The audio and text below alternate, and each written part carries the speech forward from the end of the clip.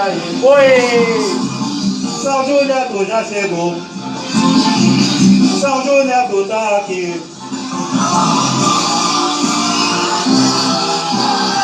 Oi!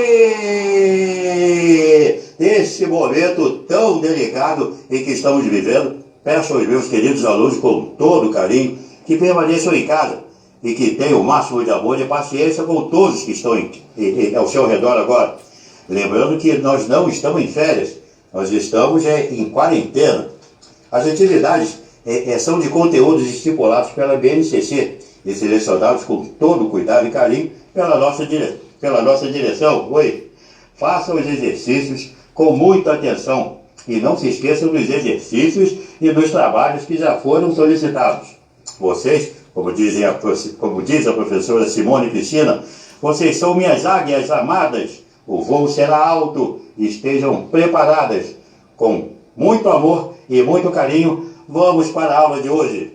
Marília Gabi Gabriela é nossa convidada especial. Marília, vamos direto ao assunto. Qual é o objetivo de hoje? O nosso objetivo, primeiramente, boa noite, é entender a influência da Europa em relação ao que aconteceu na chamada América colonial. A gente precisa saber os fatores em relação à ocupação do interior do Brasil. Precisamos buscar compreensão de como o nosso país se transformou a partir de minerações. E mais ainda, observar de perto que ocorreram mudanças socioeconômicas que fizeram crescer as ideias separatistas no Brasil colônia. Bem bolado, bem sacado. E os nossos tópicos de hoje são a União Ibérica e aí as invasões holandesas. Então vamos direto ao que interessa. Afinal de contas, o que foi a União Ibérica? Romário, o que foi a União Ibérica? Aí, boa noite. A União Ibérica essa expressão, ela é usada para poder mostrar que Portugal e a Espanha eles se uniram numa coroa só. Bem bolado, hein? Bem sacado. Então o que o Romário está querendo dizer é que a União Ibérica, que ocorreu entre 1580 e 1640, foi a unificação das coroas espanhola e portuguesa, a partir de uma crise sucessória no trono português. Essa crise de sucessão decretou o fim da dinastia de Avis e coroou o rei Filipe II da Espanha como rei tanto de Portugal quanto da Espanha. Mas por que isso aconteceu? O rei de Portugal era D. Sebastião. E, na verdade, a gente não sabe o que aconteceu com ele. Conta a história que ele desapareceu na Batalha de Alcácer Quibir, que foi contra os mouros, lá no Marrocos, em 1578. E como o rei não tinha deixado nenhum herdeiro que pudesse sucedê-lo, quem assumiu foi o seu tio-avô, Dom Henrique. E o problema é que o Dom Henrique, 2 anos depois, morreu. E também não tinha herdeiros. Então aí começa a chamada crise de sucessão no trono de Portugal. Bem, após a morte de Dom Henrique, 3 pretendentes alegaram parentesco com Dom Sebastião e se lançaram numa verdadeira luta pelo trono.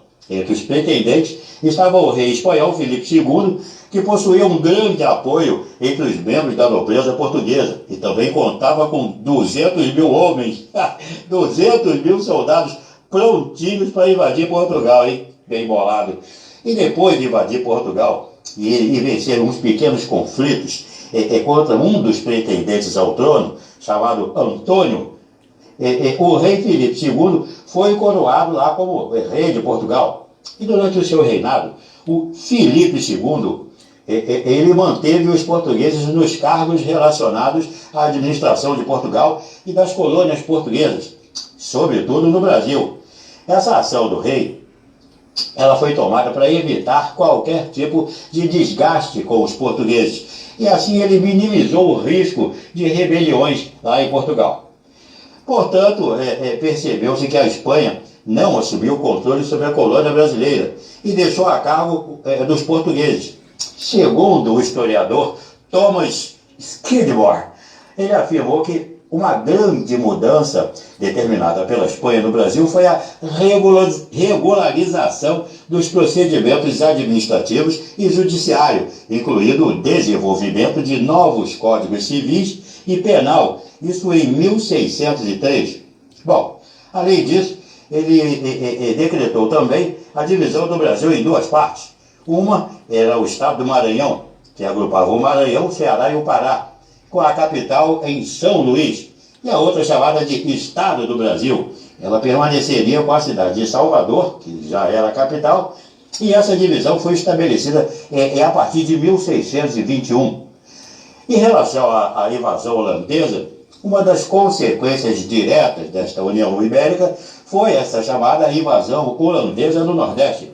A Holanda ela possuía uma grande participação na produção do açúcar brasileiro por causa da sua relação amistosa com Portugal. Mas a Espanha estava em guerra aberta contra a Holanda.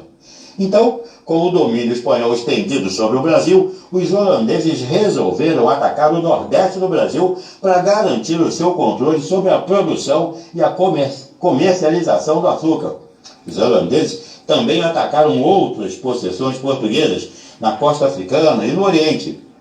E vários ataques ocorreram, por exemplo, na África, em 1595, em Salvador, 1604, e aí, com a criação da Companhia Holandesa das Índias Ocidentais, os holandeses resolveram, então, invadir Salvador e dominaram a cidade por um ano, de 1624 a 1625.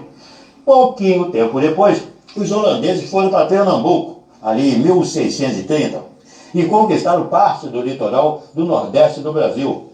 Essa presença holandesa nessa região se estendeu durante 24 anos e teve à frente Maurício de Nassau na administração colonial da Holanda. Dessa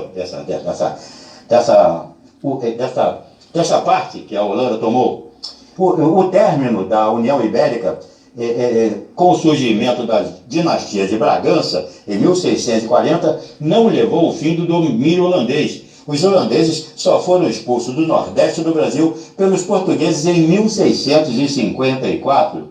Eu espero que vocês tenham gostado desse vídeo explicativo, que a gente não pode se perder muito tempo.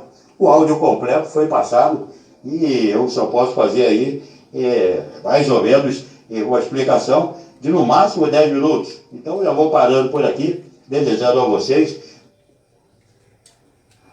falou aqui, desejando a vocês, sempre com muito amor, com muito carinho, que vocês respeitem sempre aí o papai e a mamãe, a vovó, o vovô, e se vocês trabalhem o pessoal para assistir esse vídeo em casa, eu tenho certeza que eles vão achar muito bom, eles vão imaginar o que acontece em sala de aula. Eu gostaria de deixar um beijo agora no fundo do coração de todos vocês.